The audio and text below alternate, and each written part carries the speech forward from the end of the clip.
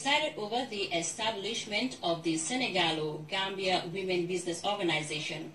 The joint initiative by the Chamber of Commerce of the Gambia and Senegal is meant to advance the cause of women in the two countries. Mamadou Njai was at the GCCI head office, and this is his report. The relationship between the Gambia and Senegal is improving by the day and proving beneficial to both countries, socially and economically. A case in perspective is the newly established Senegal-Gambia Women's Business Organization, launched this morning at the Gambia Chamber of Commerce and Industry. The launching, graced by the Vice President and Minister responsible for Women's Affairs, Her Excellency Aja Fatoumata Jallow Tambajang, brought together women business actors from Senegal and the Gambia, with the sole aim of fostering collaboration to spur economic growth. The meeting comes quickly on the heels of the recently concluded Senegal-Gambia Multi-Sectoral Business Forum, held earlier this month in the Senegalese capital, Dakar, under the auspices of the Senegal-Gambia Permanent Secretariat. Shortly after the launch, Madam Fatoumata Jallow Tambajang shared her impressions with GRTS. It's a way forward.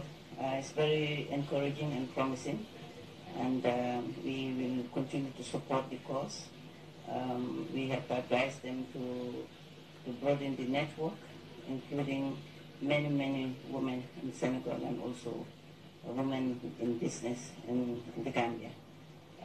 We have discussed also issues affecting the business development of women, which is mainly financing, and also access to resources, and also access to productive assets like land and loans. These are things that we are looking at, and also the policies for providing enabling environment by way of formulating right policies for the economic empowerment of women. Madam Adeletsi and Ajaratu Musu Korombai head the Gambian and Senegalese delegations respectively. This is a follow-up to the meeting, the Senegal-Gambian Secretariat meeting forum that we held in Dakar on the 5th and 6th of October. And alhamdulillah, my impression is that this is the way forward. This is the way forward, alhamdulillah, and we are hoping to go and do our dialogue, do a meeting, and see how best we can collaborate, how best we can network, how best we can be in partnership, and how best we can enlarge the Senegal-Gambian spirit. Senegal and Gambia are the same, and this is why after the Dakar Networking Forum, we, the women of the two nations, decided to take action on our agreements, and this is the first step we have taken. The formation of this organization by women of the Gambia and Senegal demonstrates the renewed resolve moving to ensure the realization of sustainable development in the neighboring states. Mamadou Njai, GRTS. Meanwhile, the Women's Bureau, in collaboration with Commercial Corporation of the Organization of Islamic Cooperation under the Turkish government, Monday began a week-long training on entrepreneurship and management of small business for women in the Gambia, Senegal, and Sierra Leone. The 6-day program is meant to create trade opportunities and empower women in member countries. Fatmata Simaha tells us more. Women's Bureau and the Standing Committee for Economic and Commercial Cooperation of the Organization of the Islamic Cooperation held a week-long training that began on Monday. The forum brought together participants from Senegal, Sierra Leone, and the host country, the Gambia, with the aim of building the capacity of women in small business enterprises and also boost their financial status. Women constitute majority of our population. Therefore, their contribution in small business ownership is crucial to the informal sector of the economy. During her brief statement, the Women's Bureau Director, Binta Jammeh Sidibe, highlighted Gambia's selection at the OIC Women Advisory Committee, where most decisions regarding women are addressed. This training, Madam Jammeh Sidibe said, is timely as women own operated businesses for long, but we are not always organized or given credit for their efforts. The Deputy Permanent Secretary, Minister of Finance and Economic Affairs, George Cisse, said in an effort to bring more equity into capital acquisition area, the small business women should be given more opportunity based on training for future advancement and economic growth. The offer of the national budget cannot do it all, but we experts and the professionals who are there can do it and get it, and the development partner, we find all over the world are ready to work with Blue Gambia. So I'm saying, my colleagues, let's work together. In her remarks, the Vice President, Fatoumata Jallow Tambajang, said investing in women's economic empowerment contributes to the development of the nation. This is because it is strongly believed that women entrepreneurs can drive economic growth, provided that the living environment is created for the factors such as access to finance, ownership and control of the productive resources, such as land, property and credit. Madam Jallow Tambajang, however, noted that when women are given full access and control of productive resources and access to finance, there would be reduction in income inequality, improved nutrition and food security, which ultimately results to poverty eradication. Agenda 2063, and perhaps before that, before the agenda of the Social Development Goals, which is the SDGs, you have an article, I think it's still from probably my memory serves me right, article 5, because about gender parity and economic empowerment of women. We find that there is universally, there is need for action, not only action but concerted action. The Turkish ambassador urged participants to take the training seriously, as women are gifted with a mind of creativity in any given society, which made them special. He, however, commended the government of the day for their active role in the empowerment of women. For GRTS News, I am Fatoumata Simaha. National Assembly members are in the Lower River Region settlement of Keneba for an induction seminar. The training forms part of a broader initiative to improve the capacities of deputies. GRTS's Louis Mendy is following the proceedings. The December political change in the Gambia has brought in many new faces to the National Assembly as lawmakers. This induction seminar unfolding at Tendaba Camp in the Lower River Region is meant to prepare the new legislature for effective and efficient dispensation of oversight functions.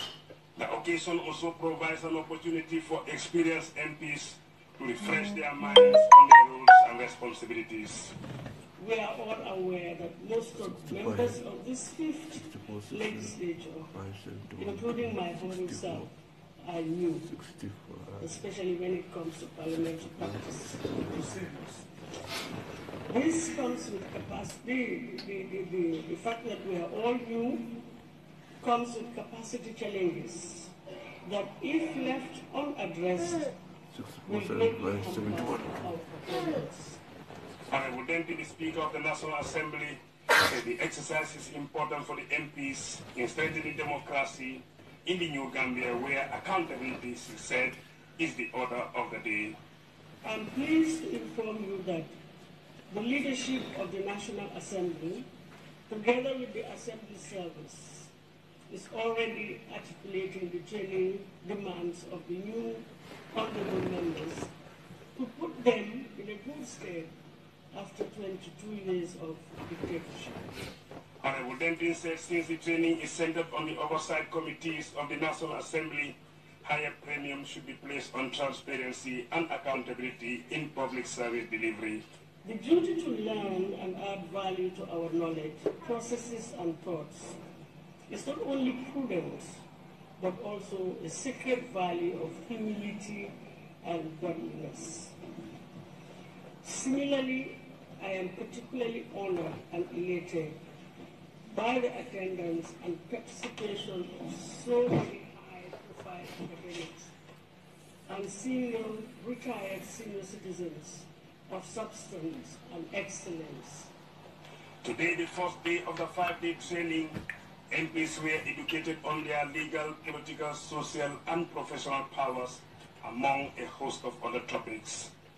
Understanding these topics could enable lawmakers to play an effective role in the new Gambia, where, for example, a lot of reforms is anticipated, particularly in the legal sector. What is the legal environment? What are the laws? What is your source of authority? What powers do you have? How do you exercise them? How do you exercise impartiality, neutrality? All those that thou hast committed to your child. You have made a pledge that you will execute the functions of the office of a member of the National Assembly without affection or ill will. We are glad that institutions such as the International Republican Institute, IRI, have come forward for the first time to support the National Assembly of the Gambia to harness our democratic dividends. We will ensure that democracy is here to stay. The seminar is also graced by subject matter specialists and other senior personnel of government institutions as lawmakers poised for greater days in oversight responsibilities. The wife of the president, Madam Sajo Mbalo Barrow, accompanied by 2 cabinet ministers and other dignitaries during her journey to the provinces, Friday graced a football final in Bakadaji, Jimara constituency. Tedu Kamara traveled with the delegation and filed this report. High-power delegation, the wife of the president, Lady Sajo Mbalo Barrow, traveled to the Upper River region to witness a major football final named after her. In her first outing since President Barrow took power in January 2016, Lady Mbalo Barrow is meeting local communities on a mission to support youth and sport initiative up country. With brief stops in Prikamanding, Kerawan Sambasire and Flabantan in Central River region, the president's wife was warmly received at the regional border between the CRR and URR. Here governors, ministers, National Assembly members, security service personnel, and regional directors joined other dignitaries to welcome her. In Mankamankunda, the native village of the President of the Republic of the Gambia, the entourage was accorded a rousing welcome. Brief stop saw Lady Sajo Mbalo Barrow meeting the community before proceeding to Basse. On her road to Basse, people came out in large numbers to cheer Lady Mbalo Barrow and her entourage. This is the President's wife being welcomed in the URR town of Bagadaji.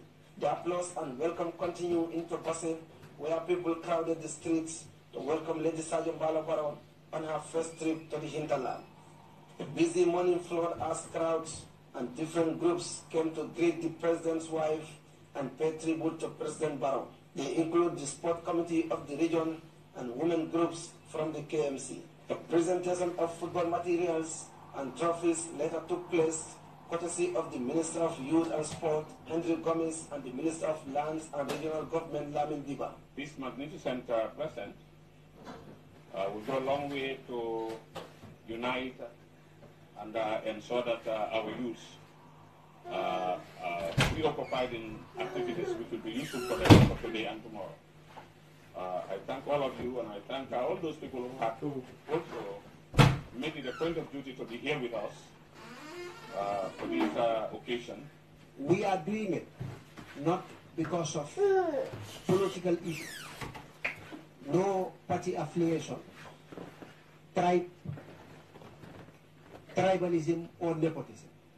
But we are doing it, and I believe Her Excellency is also doing it, to encourage the youths of this region to come together, to be together, and know that it's only peace which will stabilize our country.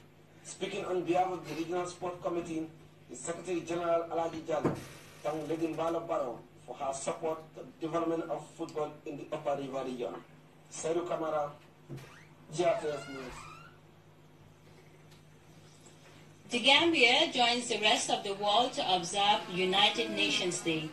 In a televised statement to mark the day, the UNDP resident coordinator, Ade Mamoyani Lakoje, said the world is facing many grave challenges such as widening conflicts, inequality, and extreme weather and security threats. Let's take a listen. In commemoration of the United Nations Day, I present to you the statement of the United Nations Secretary General, Mr. Antonio Guterres.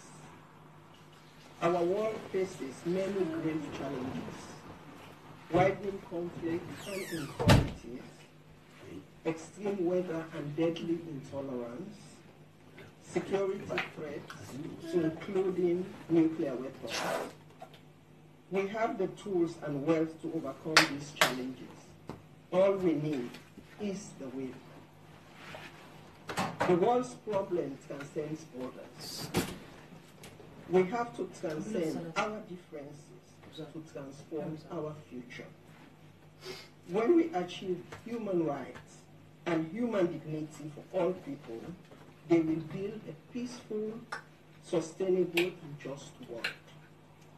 On United Nations Day, let us, we the people, make this vision a reality. Thank you, shukran, zizi, merci, spasibo, grazie, obrigado, jerejef, abarka. On behalf of the entire United Nations system in the Gambia, I wish you a happy UN Day. UNDP resident coordinator there delivering a statement on UN Day. We take our first break now.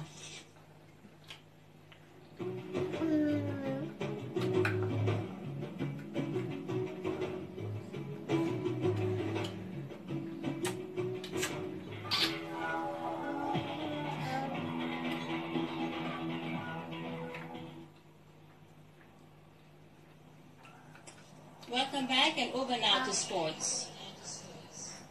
The 2017 volleyball season concluded with Birkama and Gamcel crowned champions for the first time in history. Modula Minsane tells us more.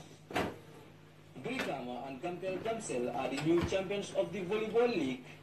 The two teams were crowned champions after they defeated their close rivals in the knockout cup final.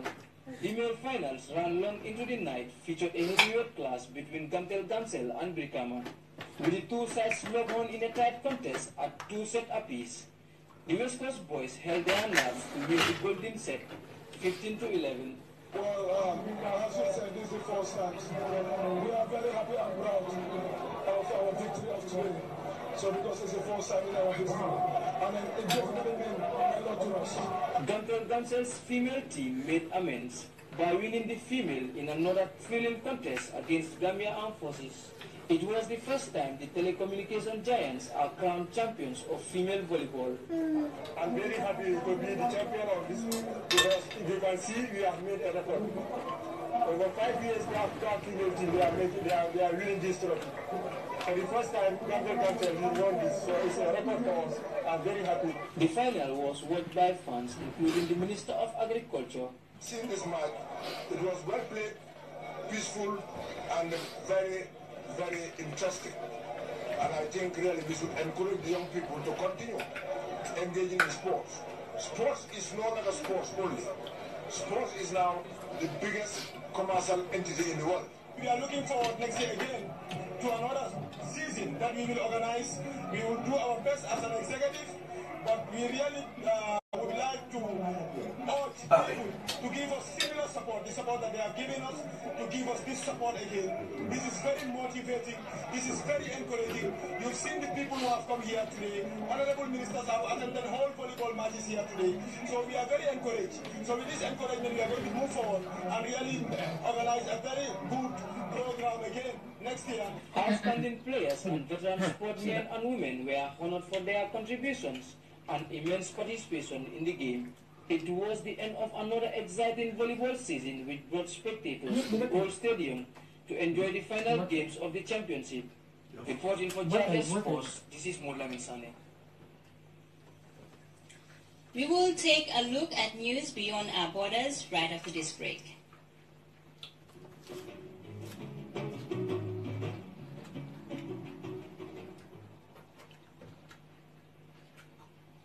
welcome back. It is now a week since the deadly attack in Somalia's capital, Mogadishu.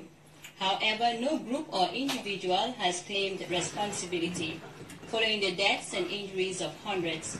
Some experts now suggest that the attack is an opportunity for the lifting of an arms embargo on Somalia.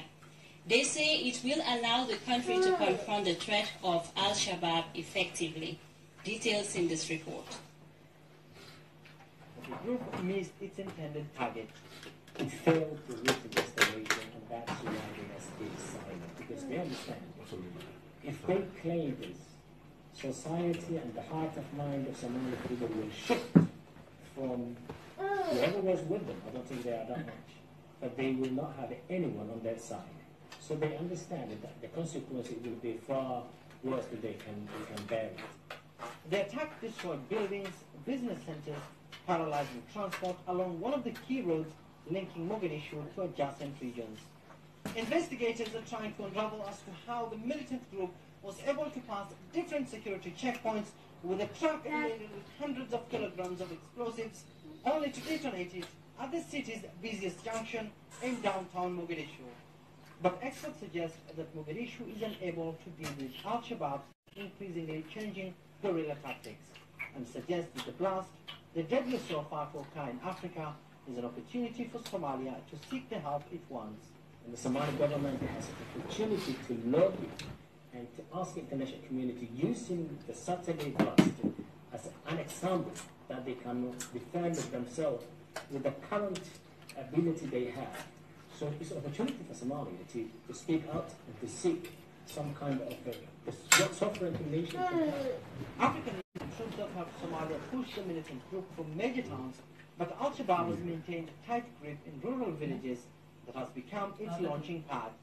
2 weeks before Saturday's attack, it destroyed this bridge connecting Korire and Afgoye before killing 17 Somali soldiers at a nearby army base. Even to be a government authority, you need to be superior to your opponents. Al-Shabaab are now claiming the superior because they can construct such devastation. But can a government do that? No, they can't. So it is very important for the government to understand this, and I think the time is right for them to speak. In retaliation to the attack, Mogadishu has declared that the country is in a state of war, with President Mohamed Abdullahi Farmajo expected to lead the offensive against the very same group that wants to overthrow his government. Abdulaziz Bilo, CGTN, Mogadishu, Somalia. Tunisia has invited foreign investors to put money in its tourism sector. The country's premier says his government will accompany and facilitate the implementation of any tourism project. The announcement was made at the first edition of the Tunisian Arab Tourism Investment Forum. Details in the CGTN report. In 19 projects as part of the public-private partnership. Prominent guests and personalities expressed their government's intent to invest in the Tunisian tourism sector, which has shown signs of recovery this year. The partnership between the Tunisian government and the private sector will boost the Tunisian economy. It is clear that Tunisia is fully prepared to secure the success of Arab and foreign projects in all sectors. Construction and services companies will benefit from this very attractive tourism project. Tourism experts say Tunisia is a very attractive destination for its strategic geographical location and openness on Africa, Europe, Arab countries, and the world. Tunisia is an African, Mediterranean and Arab state. Investing in tourism projects is certainly a profitable business. Tunisia's tourism sector employs over 1 million people. 2 years ago, this vital sector plunged and thousands lost their jobs. Despite the crisis, tourism remains the first source of revenues to Tunisia. In 2015, Tunisia was hit by a wave of terror attacks. The first targeted the Bardo Museum, which contains the largest collection of mosaics in the world. The second hit a beach resort in Sousse. The coastal city is the jewel in Tunisian tourism. Since then, the security was re-established, and the North African state can once again host millions of foreign tourists. Attention, CGTN, Tunis. Over now to the weather report, courtesy of the Central Forecast Office.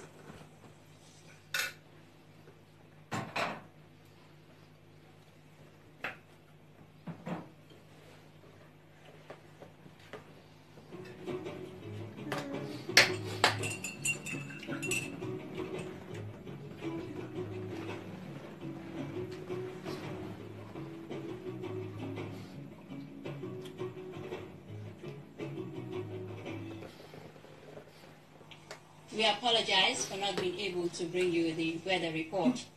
And before we take leave of you, a recap of the day's main stories.